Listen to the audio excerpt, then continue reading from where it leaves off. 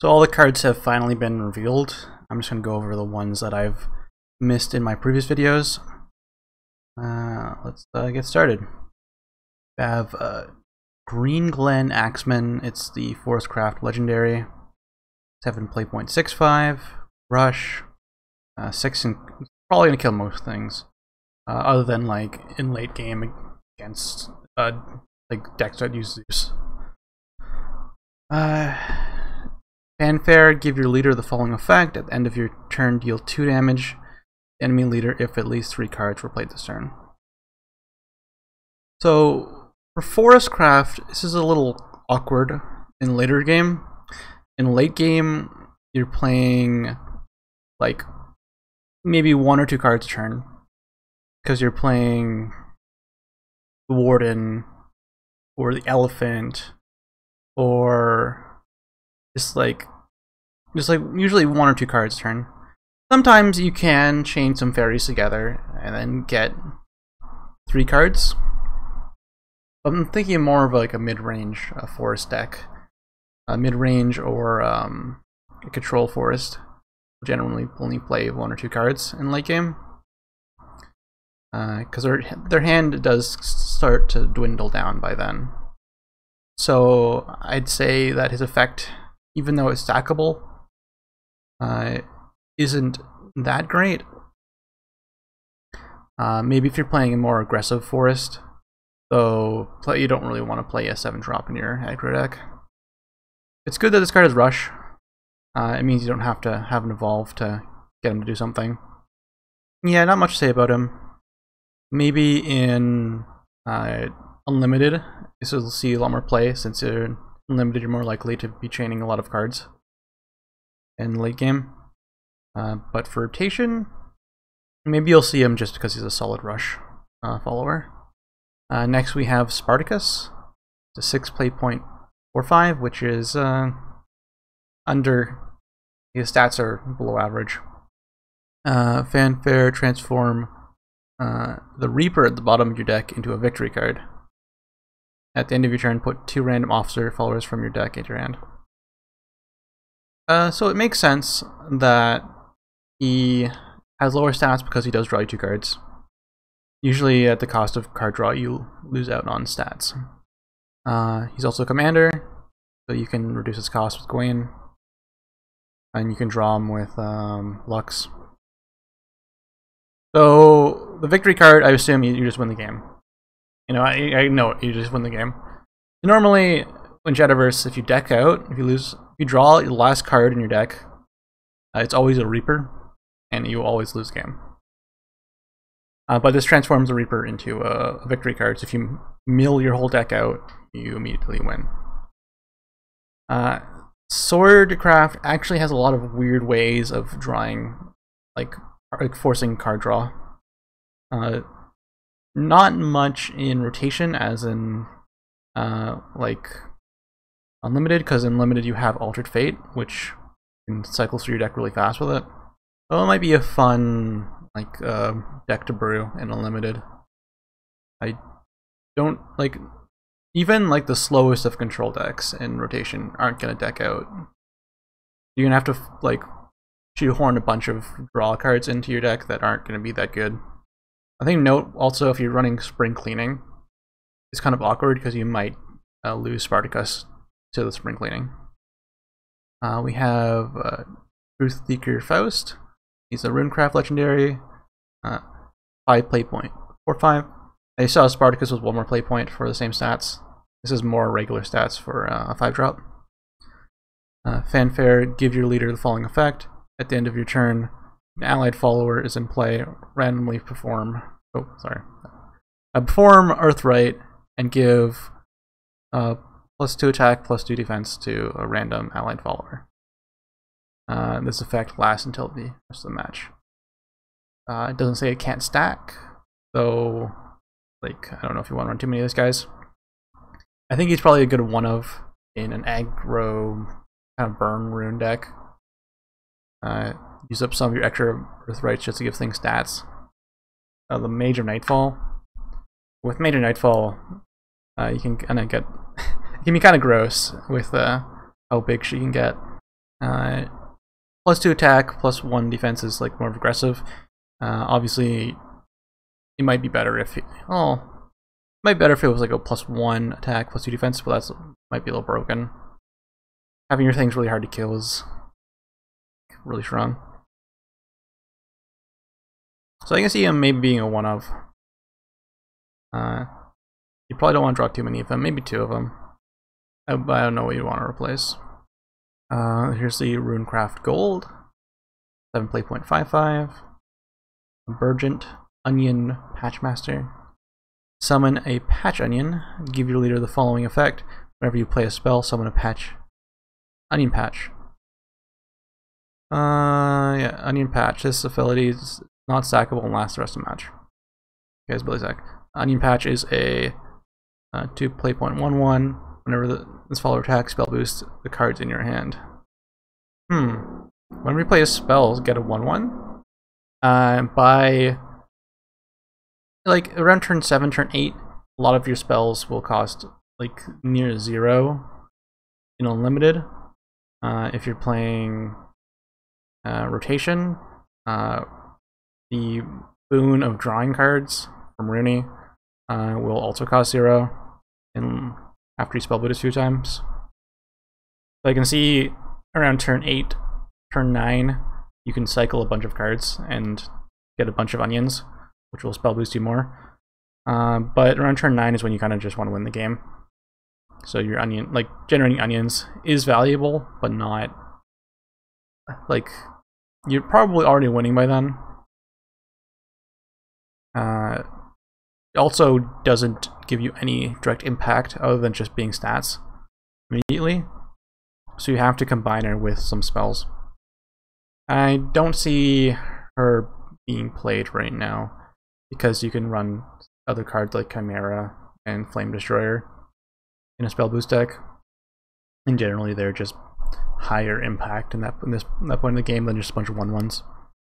So the 1/1s are very threatening because of their spell boost ability. You know, she's got a strong ability. I think she costs too much. We've got White Frost Dragon Newt. Feline? Yeah, Feline.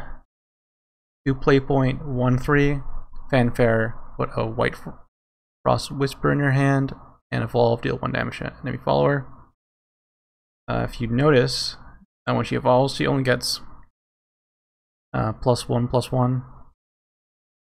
So I'm gonna compare her to Lyrial, just a neutral card. I think she does give you the White Frost Whisper, which is it's an execute effect. Oh, choose an enemy follower and destroy it if it's already damaged. If it has not been damaged, deal 1 damage instead. You know, she does draw you a card, and the card is pretty good. Essentially, you can kill like anything that's been like evolved and attacked enemy followers. That's especially good against decks like Ginger Rune or decks like Haven. They usually have a lot of big followers. We all know that Lyrial is a very strong card and was played in a lot of decks when it was rotation. It's still played in a lot of decks limited as well. Just a very strong card. Unlike Lyrial, she cannot ping the enemy's face. Also, unlike Lyrial, she can't trade up to things with 5 health. What was really good about Lyrial is she's very flexible. She can kill 2 things. She can set up damage for following turns. She can damage the opponent's face. She can kill things with 5 health because she can ping it and then use her for attack. Feline has very poor attack when she evolves. It's not even a 3, it's like 2. Which is only going to kill 2 drops, and maybe she can kill things with 3 because she can ping it. Like, you can also compare this card to Paradise Vanguard. Paradise Vanguard can't kill things with 5 attack, 5 defense because he doesn't ping them. He just banishes something with 1 health. So she's kind of a little bit more flexible that way, where she can ping something that has more than 1 defense.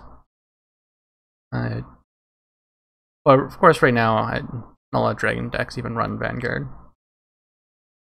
She's also a Dragoncraft card. She's not like neutral, so you can play with PDK. I think overall she's pretty solid, and I think a lot of Dragon decks are going to incorporate her. Cards I'm not going over, I've already gone over in other videos, so you can check those out on the channel. Raven, Eventide Vampire. She's a 2-play but 1/1. She's a choose card. If you have at least 2 play points and Vengeance, you play her as Noontide Vampire or the Midnight Vampire.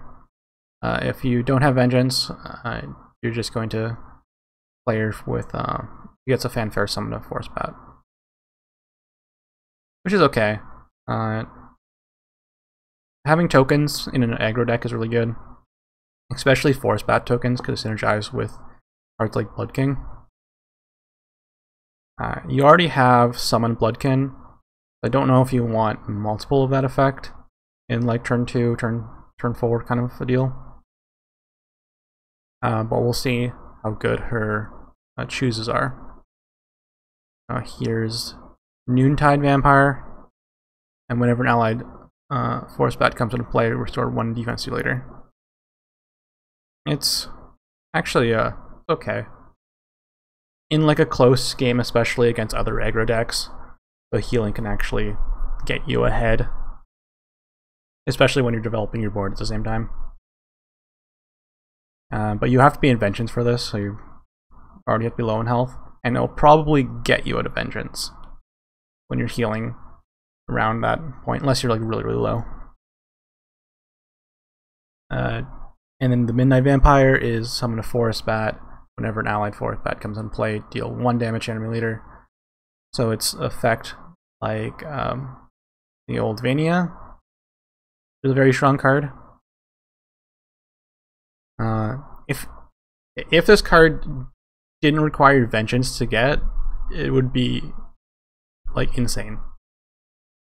But because it requires Vengeance, it's a little slow.